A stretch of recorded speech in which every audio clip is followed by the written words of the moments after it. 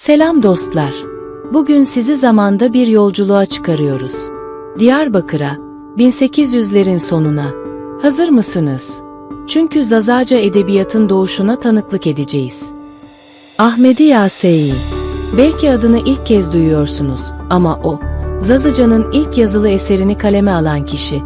1891'de yazdığı Mevlid Nebi, 1899'da Diyarbakır'da basıldı. Düşünün, bir dilin ilk şiirsel adımı. Bakın şu dizelere. Binav Ceed, Coşina Jokerim, Selam Rahmet Ser Nebi Kerim. Yani, Allah'ın adıyla, onun şanına kerem, selam ve rahmet olsun Yüce Nebi'ye. Ne kadar sade, ne kadar derin değil mi?